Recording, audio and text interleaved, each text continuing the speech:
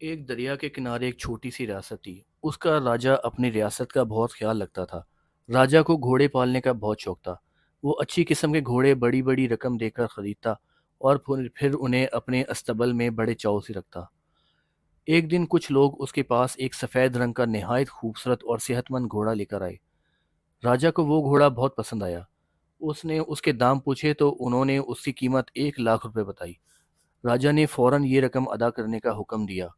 پرانے زمانے میں 1 لاکھ روپے بہت بڑی رقم ہوتی تھی۔ گھوڑے کو استبل میں باندھ دیا گیا اور اس کے سامنے قسم قسم کے تازہ گھاس اور عمدہ چارہ رکھا گیا، لیکن گھوڑے نے کسی بھی چیز کو منہ نہ لگایا۔ اسی طرح 2 3 دن گزر گئے۔ راجا کو بھی فکر ہونے لگی۔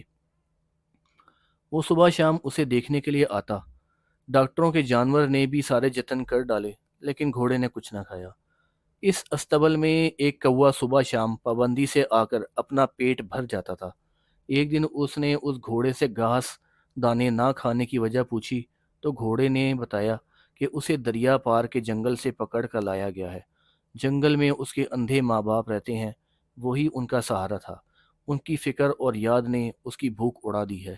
کوے کو یہ سن کر بڑا دکھ ہوا اور اس نے اس کی مدد کا وعدہ کر لیا۔ کوا جس درخت پر رہتا تھا اس پر ایک بندر بھی بسیرا کرتا تھا۔ کوے نے بندر کو ساری داستان سنا ڈالی تو بندر کو بھی بڑا افسوس ہوا اور اس نے اگلی صبح اس کے ساتھ چل کر گھوڑے کی رسیاں کھولنے کا وعدہ کر لیا۔ اگلی صبح دونوں استبل پہنچ گئے۔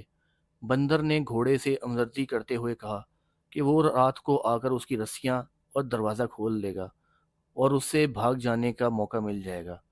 گھوڑے نے اسے جواب دیا کہ وہ راجہ کو دھوکہ نہیں دے گا، کیونکہ راجہ نے اس کے 1 لاکھ روپے ادا کیے ہیں اور وہ 1 لاکھ روپے ادا کیے بغیر یہاں سے نہیں جائے گا۔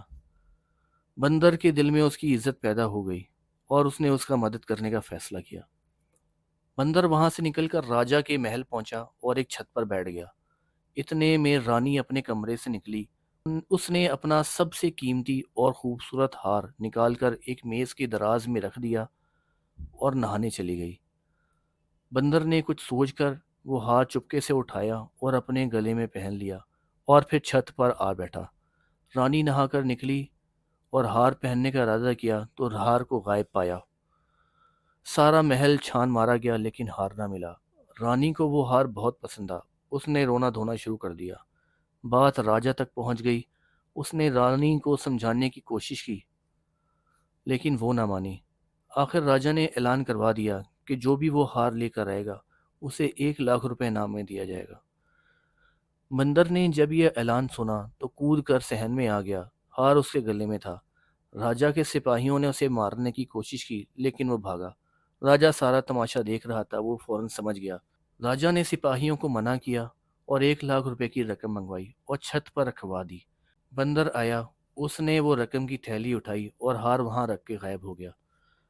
اگلی صبح گھوڑا استبل سے غائب تھا۔ اس کی جگہ 1 لاکھ روپے کی تھیلی رکھی ہوئی تھی۔ گھوڑے کے ساتھ بندر اور کوا بھی اس کے ساتھ چلے گئے۔ تینوں نے مل جل کر رہنے کا فیصلہ کیا۔ تینوں گھوڑے کے گھر پہنچے۔ گھوڑے کے ماں باپ کا برا حال تھا۔ پھر سب ان کی خدمت میں لگ گئے اور ہنسی خوشی مل کر رہنے لگے۔